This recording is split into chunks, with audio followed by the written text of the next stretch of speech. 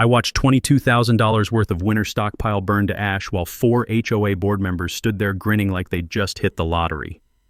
That was survival supplies for my 78-year-old mother with dementia to get through Colorado's brutal winters. Cheryl Kensington and her crew called it emergency cleanup.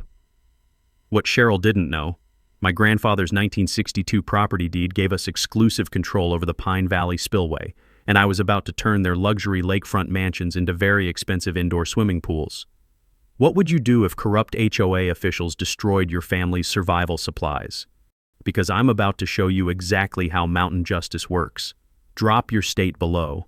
I want to know how many of you are dealing with HOA tyrants, because this revenge story is for everyone who's ever been crushed by petty bureaucrats with clipboards.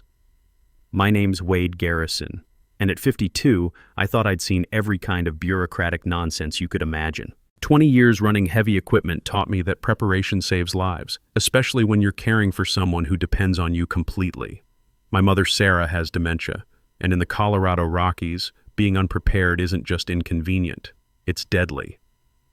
Pine Valley sits at 8,000 feet, where winters don't mess around. We're talking 6 months of potential isolation, with blizzards that can dump 4 feet of snow overnight and temperatures that'll freeze your pipes before you finish your morning coffee.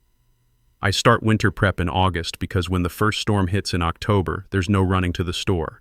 You either have what you need or you don't. The community was built in 1985 around an artificial lake that used to be part of my family's ranch. My grandfather was smart enough to retain the water rights when he sold the land to developers. Most folks in Pine Valley have no clue that the lake they pay HOA fees to maintain is actually controlled by the guy living in the eyesore property they complain about. That's where Cheryl Kensington comes in. Picture your worst nightmare of a HOA president, fake smile, designer clothes that cost more than most people's cars, and the kind of passive-aggressive sweetness that makes your skin crawl. She moved here 3 years ago with her little gang of luxury homeowners who treat the community like their personal country club. Trevor Ashworth, the vice president, flips houses for a living and owns the $850,000 mansion with the illegally oversized heated pool. Marissa Vale runs the treasurer position from her $920,000 mountain retreat that she rents out to rich tourists.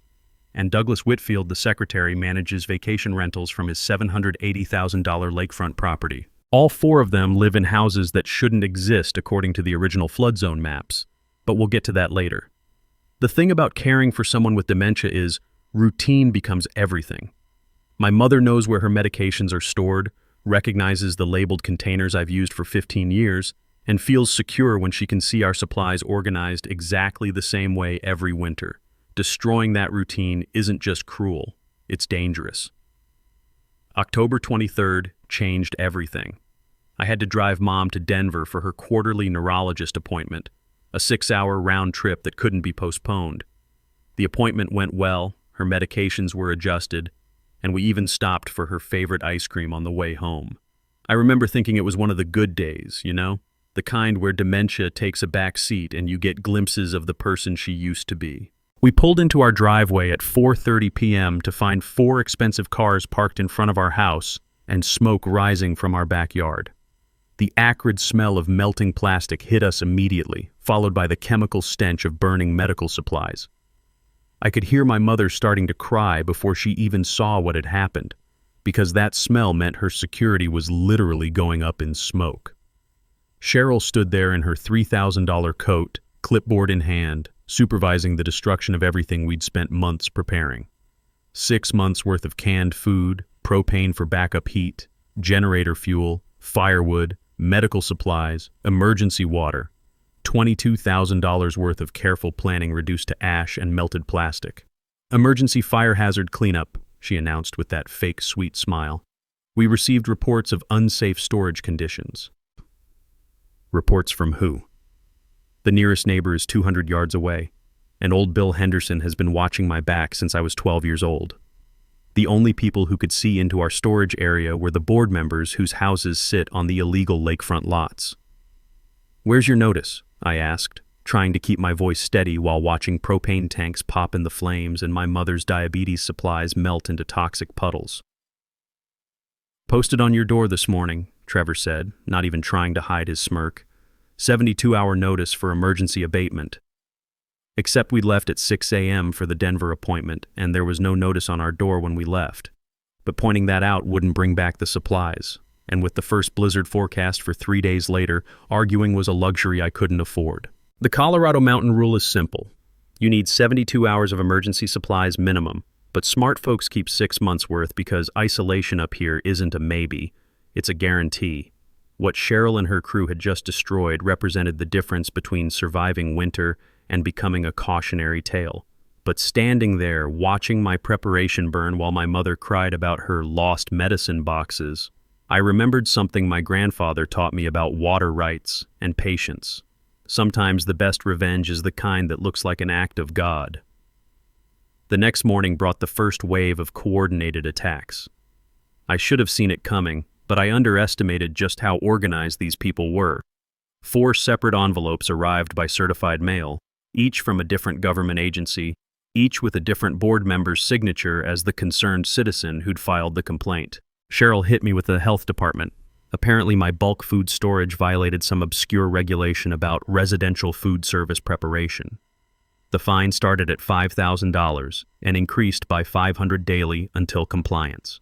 Trevor went after my propane system through the fire marshal, claiming my backup heating setup was a neighborhood explosion risk.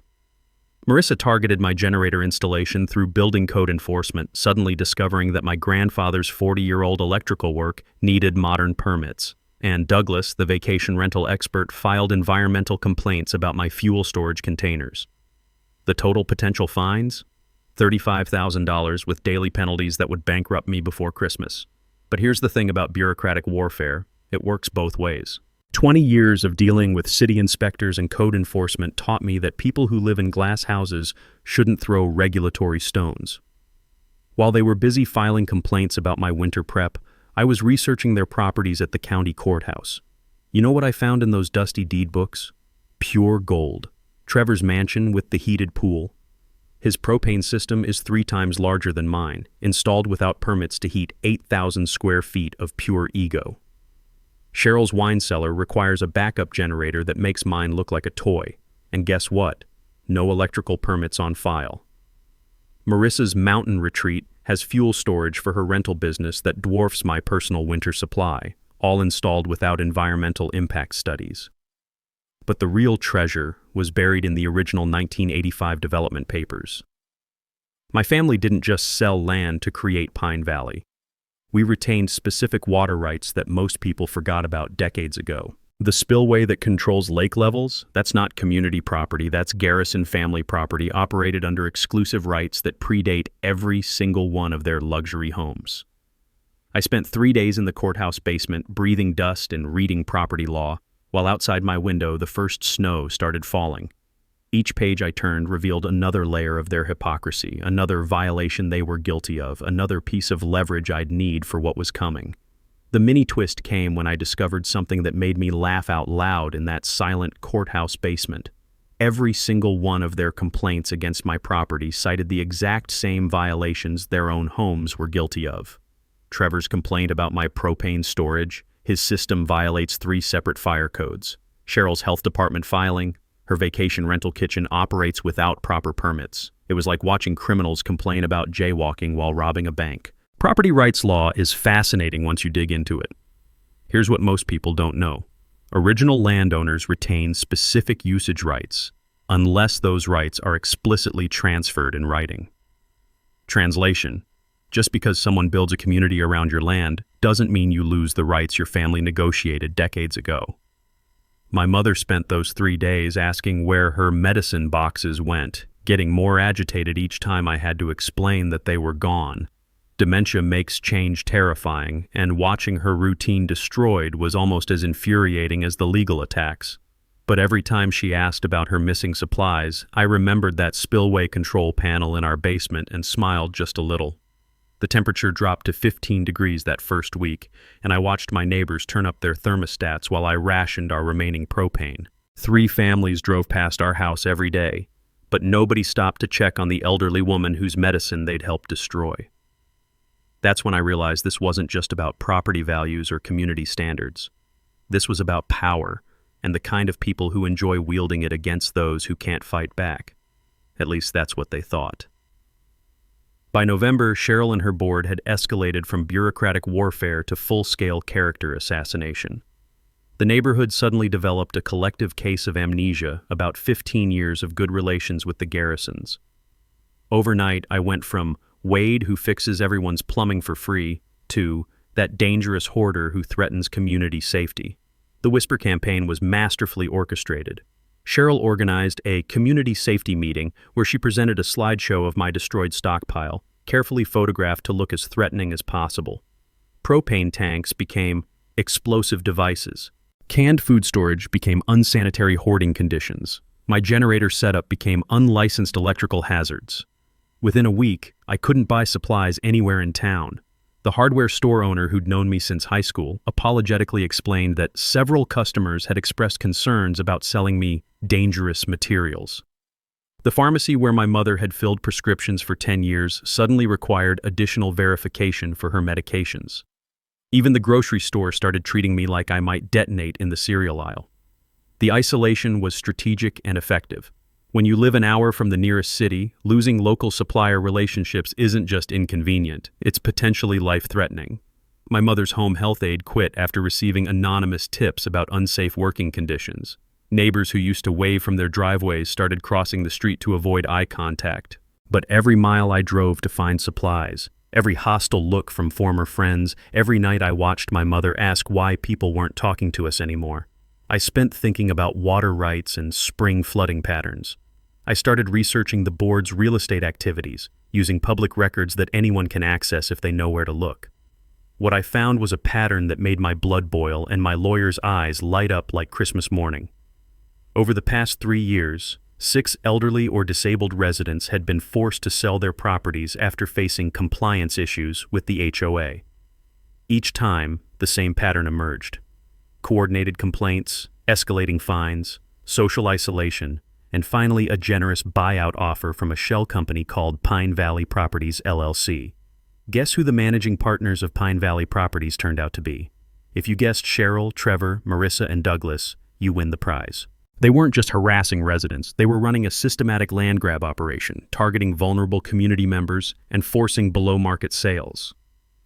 The mini twist that changed everything happened when I contacted the families who'd been forced out. Mrs. Patterson, who'd sold her house after facing health code violations for her diabetic supplies. Mr. Rodriguez, forced out over fire hazards related to his wood-burning stove. The Williams family, elderly couple who sold after zoning violations about their vegetable garden. Every single case followed the same script Cheryl was using on me. Every family had been isolated, harassed, and financially pressured until selling seemed like the only option. And every property had been purchased by Pine Valley Properties at 30 to 40% below market value, then flipped to wealthy buyers looking for mountain retreats. I spent December building a case file that would make a federal prosecutor weep with joy. Bank records showing the board's coordination, property transfers revealing the profit margins, complaint patterns demonstrating the systematic targeting. But the real gold mine was what I discovered about their exit strategy. All 4 board members had Hawaii vacation rentals booked from December through March. Not just vacation rentals, long-term leases that covered the entire winter season. While they were destroying my family's winter preparation, they were planning to abandon the community entirely during the harshest months. Their homes sat empty through January and February, with minimal heating and 0 emergency supplies. These people lecturing me about community safety had left Pine Valley looking like a ghost town, with automated systems maintaining their luxury homes while year-round residents struggled through blizzards and power outages. The irony was perfect. They'd destroyed my winter stockpile while having 0 winter preparation themselves. They relied entirely on wealth and escape routes, never considering that someone might control resources they'd forgotten about. Real estate fraud investigations follow predictable patterns, and systematic targeting of vulnerable residents raises immediate red flags with federal authorities. Translation: when you can prove coordinated conspiracy to defraud elderly residents, you're not just looking at civil lawsuits anymore. By February, I had documentation that could destroy their little empire, but documentation is just paper until you have the leverage to use it. Fortunately, I was sitting on 40 years' worth of leverage that controlled every drop of water in their artificial paradise. My mother's condition stabilized once I established new medication routines, but she never stopped asking about her lost medicine boxes. Every question reminded me that this wasn't just about property rights or money. It was about justice for people who couldn't fight back against systematic abuse. March brought the board's final overreach, the kind of desperate power play that reveals exactly what people are willing to do when they think they're untouchable. With their Hawaii tans still fresh and their luxury homes showing signs of minimal winter maintenance, Cheryl and company filed for emergency property seizure. The petition was a masterpiece of bureaucratic manipulation, claiming that my inability to maintain safe winter conditions endangered both my mother and the broader community. They painted me as a mentally unstable hoarder who posed an imminent threat during spring melt season, when his obsessive weather monitoring and erratic property modifications could endanger downstream residents.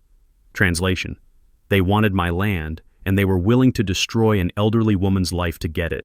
Adult Protective Services arrived on a Thursday morning with a social worker who looked genuinely concerned about my mother's welfare. I can't blame her. She was doing her job, responding to what appeared to be legitimate safety concerns about an elderly woman living with someone the community considered dangerous. "Can you provide adequate care during emergency conditions?" she asked, taking notes while my mother sat confused in her favorite chair, wondering why strangers were asking about taking our house. "Ma'am, I've been caring for this land and this family for 52 years, I replied, keeping my voice steady while rage burned in my chest. "We've survived blizzards that would terrify most people, and we'll survive whatever comes next." But privately, I knew the hearing was scheduled for March 15th, right in the middle of spring melt season.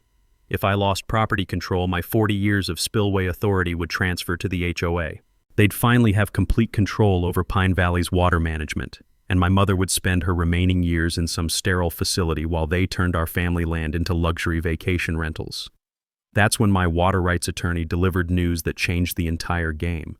The legal research revealed something beautiful. Not only did my family retain exclusive spillway control, but the board's luxury homes had been built using falsified elevation certificates.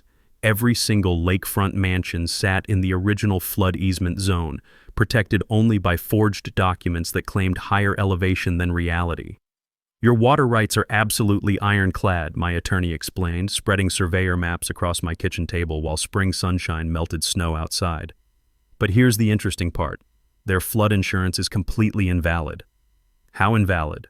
"Like, their policies would be canceled immediately if insurance companies knew the real elevation data." The mini twist was discovering that Douglas Whitfield, our secretary and vacation rental king, used to work as an insurance adjuster before moving to Pine Valley. He knew exactly how to falsify elevation certificates, and he'd helped all 4 board members commit insurance fraud to build their illegal lakefront properties. But insurance fraud was just the beginning. My attorney's investigation revealed that their homes technically didn't exist in any legal sense. The construction permits were based on falsified surveys, the flood insurance was based on fabricated elevations, and the property taxes were based on incorrect zoning classifications. Spring snowpack data told a story that made me smile every time I checked the weather reports. Colorado was experiencing a record winter, with snow accumulation 40% above normal. When that snow melted during the traditional March warm-up, the volume of water flowing through Pine Valley would be unprecedented. Flood easement law is brutally simple once you understand the basics. Original drainage rights supersede all subsequent construction, regardless of property value. Translation: if someone builds expensive houses in your family's historic flood zone, that's their problem, not yours. I spent early March documenting baseline conditions, taking photographs of lake levels and spillway settings that would justify everything I was about to do. 40 years of maintenance logs showed consistent spring drainage operations during heavy snowmelt years. This wouldn't be revenge, this would be responsible water management.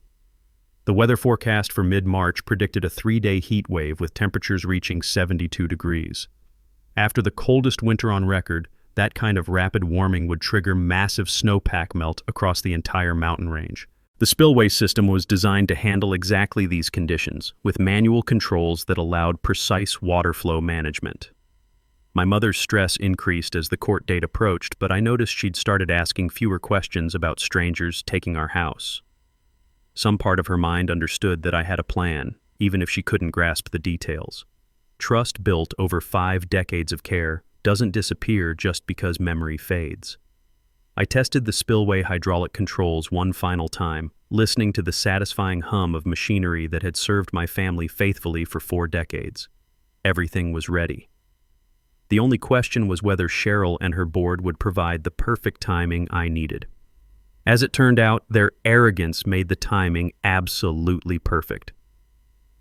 The breakthrough came from the most unexpected source: Douglas Whitfield's own files, discovered during my attorney's investigation into their shell company operations. Turns out that when you're running a systematic real estate fraud operation, you keep detailed records. And when those records end up as evidence in a federal investigation, they tell a story that's absolutely damning. Pine Valley Properties, LLC wasn't just buying distressed properties. They were creating the distress. For 3 years, the board had been implementing what their internal documents called strategic resident management, a clinical term for destroying people's lives to steal their land at below-market prices. The operation was sophisticated enough to impress a corporate raider. First, identify vulnerable residents: elderly, disabled, financially stressed, or socially isolated. Second, manufacture violations using selective enforcement of HOA rules that board members routinely ignored for themselves. Third, escalate pressure through coordinated agency complaints, social isolation, and financial penalties.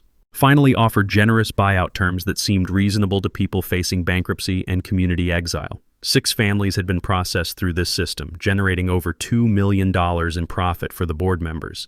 My mother and I were just the latest targets in an ongoing criminal enterprise that had been perfecting its methods for years. But here's where their sophisticated planning hit a wall they never saw coming. The legal discovery process revealed that every single luxury home owned by board members violated the original 1962 flood easement agreement. When my grandfather sold land for Pine Valley development, he retained specific water rights that created a permanent flood zone along the original creek bed. Houses could be built in that zone, but only at elevations that wouldn't interfere with emergency drainage operations. Douglas Whitfield's insurance background made him the perfect accomplice for elevation certificate fraud. He knew exactly which documents to falsify and which officials to bribe to get lakefront building permits that should never have been issued. The result was 4 luxury homes sitting directly in my family's historic flood drainage area, protected only by fraudulent paperwork. Here's what made this discovery absolutely perfect. The original easement agreement didn't just give my family spillway control. It granted emergency flood prevention authority that superseded all local building codes and insurance regulations. In plain English, I could legally flood their illegal houses anytime I determined that emergency drainage was necessary to prevent downstream damage. The power dynamic shifted completely. They thought they were forcing out a vulnerable elderly man and his disabled mother. Instead, they declared war on someone who controlled their entire artificial paradise with the turn of a valve. Spring melt calculations told the rest of the story. Record snowpack plus spillway release during peak melt conditions would generate approximately 30 inches of water in their basement entertainment areas. Trevor's $180,000 home theater would become an indoor pool. Cheryl's $85,000 wine collection would float like corks in muddy mountain water. Marissa's luxury spa complex would overflow with snowmelt that had been accumulating all winter just for this moment. But the most beautiful discovery was learning about their Hawaii escape plans. While they were lecturing me about community safety and emergency preparedness, they'd been planning to abandon Pine Valley entirely during the months when emergency preparedness actually mattered. Their luxury homes sat empty through the harshest weather, maintained by automated systems while year-round residents faced isolation and danger. The emotional turning point wasn't just about revenge anymore. This was about justice for Mrs. Patterson, who'd lost her diabetic supplies and been forced from her home. Justice for Mr. Rodriguez, whose wood-burning stove violations were manufactured by people who heated swimming pools all winter. Justice for every vulnerable resident who'd been systematically destroyed by criminals wearing HOA badges. My mother's suffering through that harsh winter wasn't just personal tragedy. It was evidence of a criminal conspiracy that had been destroying lives for years. Her confusion about missing medicine boxes represented the human cost of systematic elder abuse disguised as community management. The March 15th court hearing would determine whether they succeeded in stealing our land like they'd stolen from 6 other families. But what they didn't know was that March 15th also marked the beginning of peak snowmelt season, when responsible spillway management required immediate attention from someone who'd been doing the job for 40 years. I had the legal authority, the weather conditions, and the moral justification to turn their luxury paradise into a very expensive lesson about respecting property rights and treating vulnerable people with basic human dignity. All I needed was the perfect moment to remind them that sometimes the mountains have their own way of delivering justice. 40 years of spillway management taught me that timing is everything when you're dealing with mountain water. Too early, and you're just making puddles. Too late, and you miss the opportunity entirely. But hit the perfect moment during peak snowmelt, and you can move enough water to reshape the landscape. I spent early March servicing the hydraulic systems with the same methodical care my grandfather taught me. These weren't fancy computer controls. This was Depression-era engineering built to last forever and operate in conditions that would destroy modern equipment. Steel gears, mechanical pumps, and manual override systems that could function even when the power grid failed. The spillway gate mechanism hadn't been fully opened in 15 years, but the monthly testing I'd done all winter confirmed everything was ready. My grandfather installed remote controls back in the 80s when his arthritis made daily trips to the spillway impossible. Those controls ran through buried cables to a panel in our basement where 4 generations of garrisons had managed spring flooding. Calculating water flow rates became my obsession.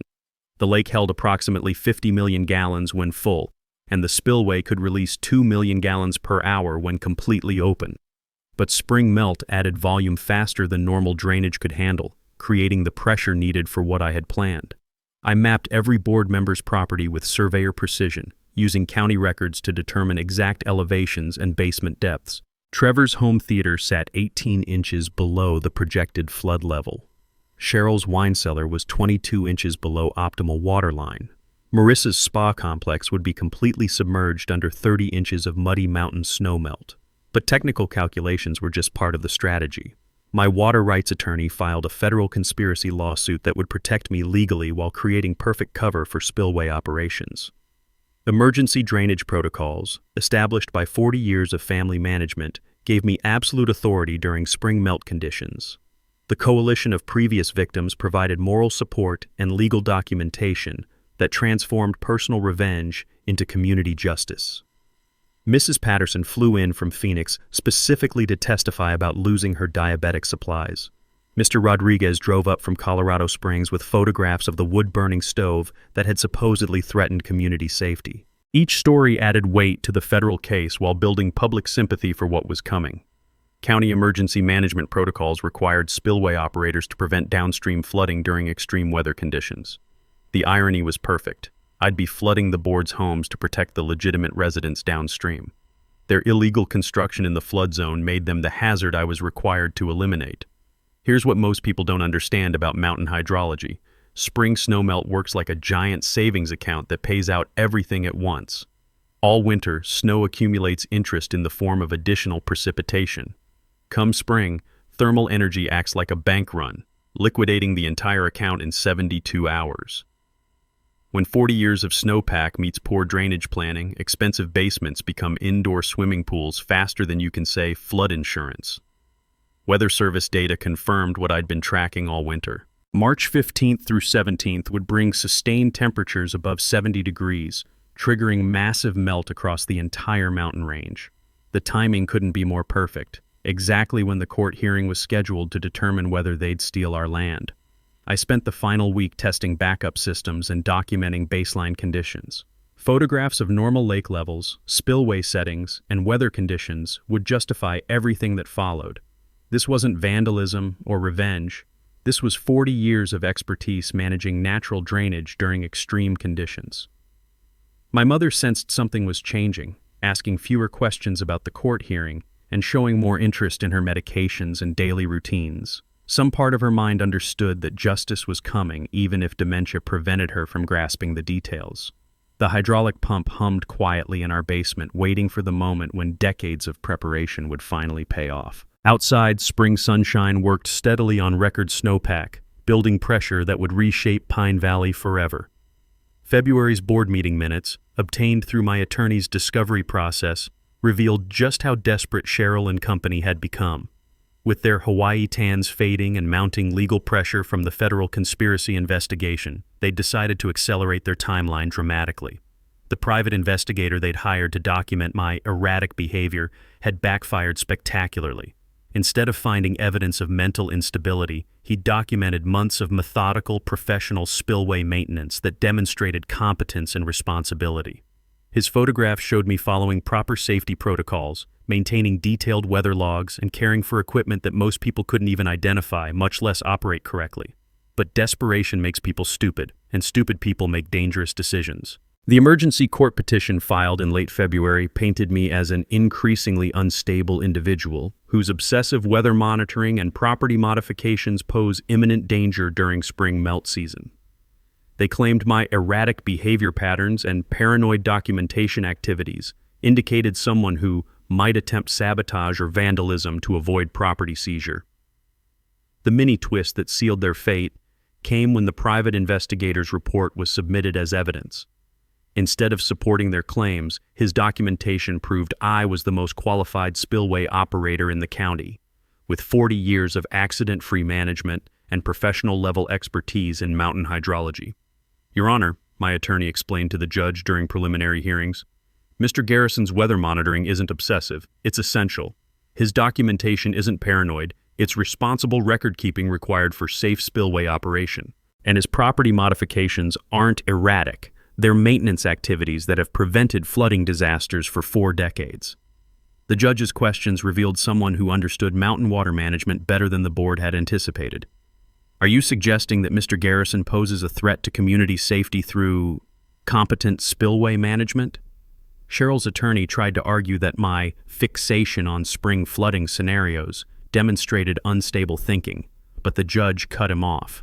Counselor, anyone who manages mountain drainage and doesn't monitor spring flooding scenarios is the one with unstable thinking. But while they were failing in court, I was tracking weather patterns that made my grandfather's drought stories seem like gentle summer rain.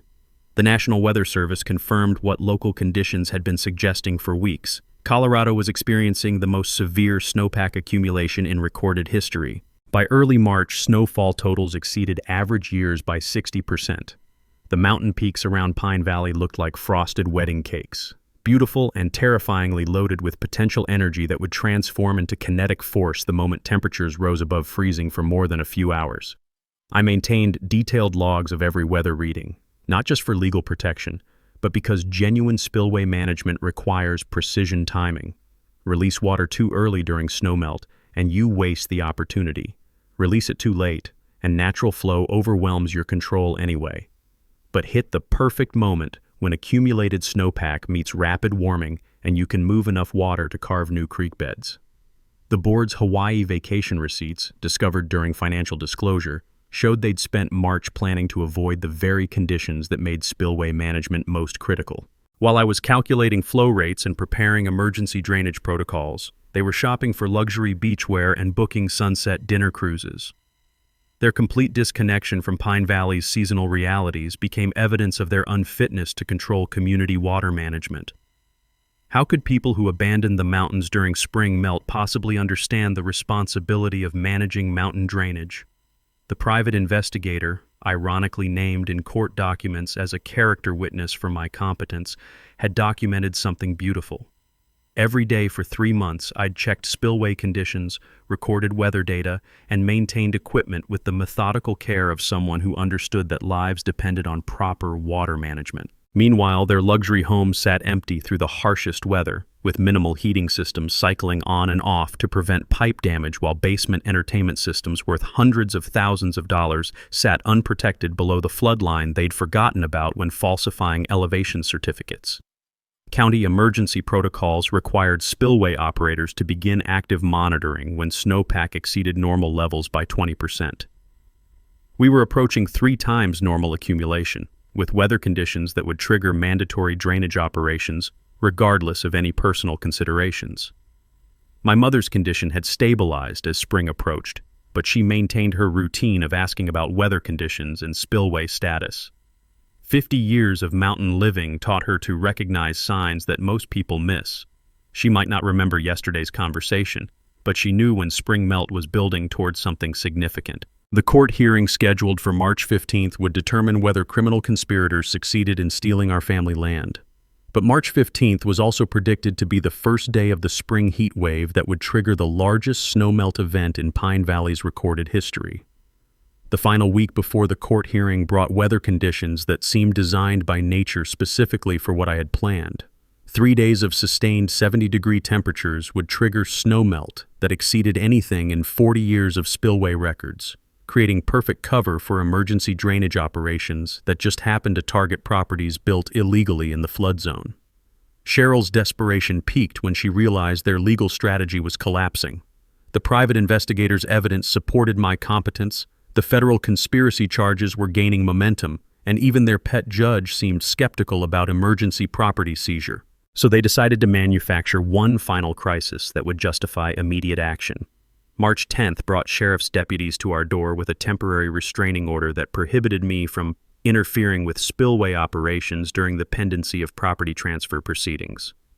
Translation: they were trying to prevent me from managing spring melt until after they'd stolen legal control of the water rights. The restraining order backfired immediately when the county water authority pointed out that preventing qualified spillway operation during peak melt conditions would endanger every downstream resident in Pine Valley. The judge who'd signed the order rescinded it within hours, noting that public safety supersedes property disputes. But the failed restraining order revealed their final strategy. Cheryl and the board planned to arrive at the March 15th hearing with media coverage, positioning themselves as concerned community leaders protecting residents from dangerous property owner. They'd invited Channel 7 News to document their community protection efforts and broadcast the hearing live. Perfect. They were providing witnesses for their own downfall. The mini twist that sealed everything came when the news investigators started researching the story independently. Instead of finding dangerous property owner threatening community safety, she discovered systematic elder abuse, real estate fraud, and insurance violations that made front-page news across Colorado. HOA board accused of elder abuse conspiracy ran as the lead story on March 12th, complete with interviews featuring Mrs. Patterson, Mr. Rodriguez, and the Williams family. Suddenly, the narrative shifted from dangerous hoarder to corrupt officials target vulnerable residents. The news coverage revealed something beautiful about community justice. People throughout Colorado had experienced similar HOA abuse, and my story became a symbol of resistance against petty tyrants who destroy lives for profit. The comment sections filled with support and similar stories that made it clear this was about much more than one family's property rights. March 13th brought the weather conditions I'd been tracking all winter. Overnight temperatures stayed above freezing for the first time since October, and daytime highs reached 68 degrees. Snowpack across the mountain range began releasing water faster than natural drainage could handle, exactly as 40 years of experience had taught me to expect. I began preliminary spillway operations according to established emergency protocols, opening gates to 20% capacity to manage initial melt flow. The basement control panel hummed quietly as hydraulic systems responded to remote commands, beginning the drainage process that would accelerate dramatically over the next 72 hours. The board's social media posts from their final Hawaii days provided perfect evidence of their disconnect from Pine Valley realities. Cheryl posted Sunset Beach photos on March 13th while I was beginning emergency water management operations to protect the community they'd abandoned. Trevor shared poolside cocktail videos while snowmelt threatened to overwhelm drainage systems he didn't understand existed. My mother spent those final days asking more coherent questions about weather and water conditions, as if approaching crisis had sharpened instincts that dementia couldn't entirely erode. "Is the spillway ready?" she'd ask, using terminology from 50 years of mountain living that transcended memory loss. "Everything's ready, Mom," I'd answer, checking hydraulic pressure readings that confirmed decades of maintenance were about to pay off spectacularly. The federal conspiracy investigation accelerated during those final days, with FBI agents interviewing victims and gathering evidence that would ensure prison sentences for the entire board. But federal justice moves slowly, and sometimes nature delivers consequences faster than courts can process paperwork. Channel 7 News confirmed they'd broadcast the March 15th hearing live, expecting to capture dramatic community confrontation between concerned officials and dangerous property owner. Instead, they document the moment when systematic elder abuse met consequences that 40 years of mountain water management made inevitable. Weather Service forecasts for March 15th predicted sustained 72-degree temperatures with clear skies, perfect conditions for rapid snowmelt that would require immediate spillway response according to emergency protocols established before any of these luxury homes existed. The only question remaining was whether Cheryl and her board would provide perfect timing for justice that looked exactly like responsible water management during extreme weather conditions. Based on 3 years of arrogant disregard for consequences, I was confident they'd deliver precisely the dramatic confrontation they'd been planning. March 15th dawned with crystalline mountain air and temperatures that promised to rewrite Pine Valley's history. By 7 a.m., the thermometer hit 65 degrees and climbing.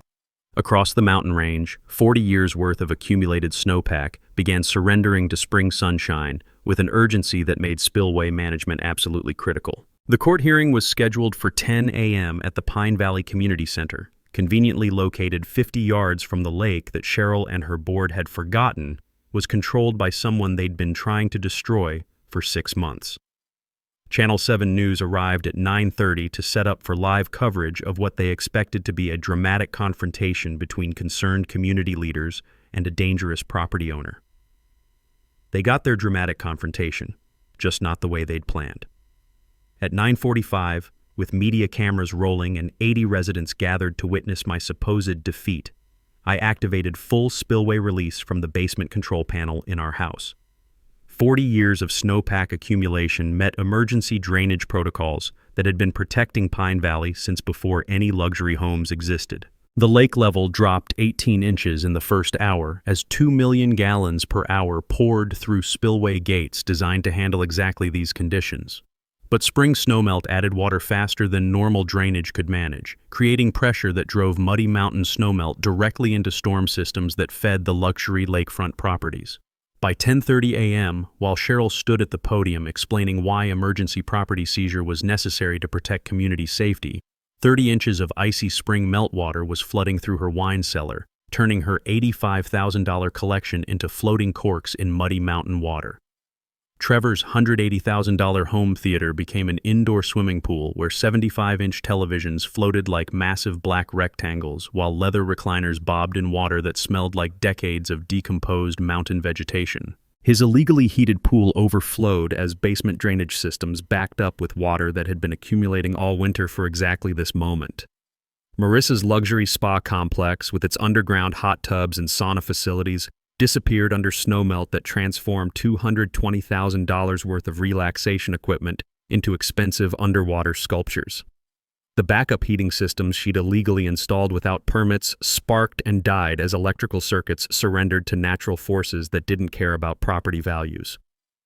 Douglas's vacation rental basement, where he stored furniture and equipment worth over $150,000, became a muddy lake that erased 3 years of illegal profits in less than 90 minutes. Pool tables floated like rafts while exercise equipment vanished beneath water that represented justice for every elderly resident he'd helped destroy. But the most beautiful moment came when all 4 board members received simultaneous phone calls about flooding emergencies at their properties. I watched Cheryl's face transform from fake concern to genuine panic as she realized her wine cellar was underwater. Trevor dropped his legal documents and ran toward his car when contractors called about his floating BMW in the garage. "You did this deliberately!" Cheryl screamed, pointing at me while standing knee-deep in muddy water that had risen around the community center as storm drains backed up with spillway overflow. I held up 40 years of spillway operation logs and smiled at the news cameras that were capturing everything in high definition. "Just following standard spring melt protocols, ma'am. Emergency drainage operations to prevent downstream flooding, exactly like my grandfather did and his grandfather before him." The mic drop moment came when I presented documentation to the assembled crowd and media. Maybe next time, read your property disclosures before building illegal houses in flood zones. Insurance investigators arrived within hours, followed by federal agents who'd been building the conspiracy case. The news crews captured everything, Luxury cars floating in driveways, basement entertainment systems sparkling underwater, board members wading through muddy snowmelt while trying to save property that shouldn't have existed in the first place. Channel 7's live coverage went viral within minutes, with social media users sharing footage of justice delivered through mountain water management. Comments poured in from people who'd faced similar HOA abuse, celebrating the moment when petty tyrants faced consequences that 40 years of expertise made inevitable. County officials confirmed that spillway operations followed proper emergency protocols for extreme snowmelt conditions. The Water Authority praised responsible drainage management that had prevented downstream flooding exactly as designed. Even the fire marshal noted that emergency water management had eliminated fire hazards from illegal propane installations.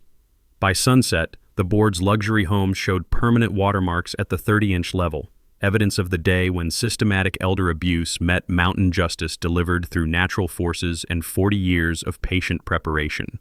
The aftermath of March 15th unfolded exactly like mountain justice should, swiftly, completely, and with consequences that matched the crimes perfectly. Emergency responders confirmed that spillway operations had followed every proper protocol for extreme snowmelt management, protecting downstream residents exactly as emergency plans required. Insurance companies took one look at the falsified elevation certificates and denied every flood claim, leaving the board facing $2.8 million in uninsured property damage. 40 years of fraudulent documentation couldn't survive one day of honest water management, and their luxury paradise disappeared beneath mountain snowmelt that revealed the truth about illegal construction in protected flood zones. Federal prosecutors moved faster than anyone expected, filing criminal conspiracy charges against all 4 board members within a week. The evidence was overwhelming. Systematic targeting of elderly residents, real estate fraud through Pine Valley Properties LLC, insurance fraud through falsified elevation certificates, and elder abuse that constituted federal civil rights violations. Cheryl Kensington pleaded guilty to conspiracy and elder abuse charges, receiving 3 years in federal prison plus restitution requirements that would consume her wealth for the rest of her life. Trevor Ashworth faced additional insurance fraud charges when investigators discovered he'd been falsifying elevation certificates throughout the county, not just in Pine Valley. Marissa Vale's development company collapsed under federal investigation, and Douglas Whitfield lost his real estate license along with properties that were illegally constructed in protected zones. My federal lawsuit against the conspiracy settled for $850,000, with additional restitution from the board's shell company bringing the total to over $1 million in compensation for destroying our winter stockpile and traumatizing an elderly woman with dementia. But the money wasn't the real victory. The real victory was watching 6 families who'd been forced from their homes receive justice through successful civil lawsuits. Mrs. Patterson recovered enough compensation to buy a new house in a community where medical supplies are respected rather than destroyed. Mr. Rodriguez got his wood-burning stove back, along with damages that helped his family rebuild their mountain retirement. The corrupt HOA dissolved completely, replaced by a resident council that includes mandatory representation for elderly and disabled community members. Property values actually increased once the artificial manipulation ended, and Pine Valley became known for supporting vulnerable residents rather than targeting them. I established the Mountain Winter Preparedness Fund using settlement money, creating emergency stockpiles for elderly residents who can't afford 6 months of supplies. The fund provides medical equipment loans, transportation during storms, and legal aid for anyone facing HOA abuse. My mother's suffering became the foundation for protecting other families from similar trauma. The community transformed in ways that surprised everyone. Neighbors who'd shunned us during the harassment campaign apologized and pitched in to rebuild relationships that had been damaged by systematic manipulation. The isolation tactics that seemed so effective in November became community-building opportunities by spring as people realized how easily they'd been turned against longtime friends. My mother's condition actually improved once security was restored and justice was served. Her routine stabilized, her stress levels decreased, and she stopped asking about lost medicine boxes once new supplies were properly organized in familiar containers. Dementia makes many things impossible, but it doesn't prevent someone from recognizing when their family is safe. The story gained national attention when investigative journalists discovered similar HOA corruption throughout Colorado and across the country. Legislative hearings resulted in new elder protection laws, mandatory transparency requirements for HOA finances, and criminal penalties for systematic harassment of vulnerable residents.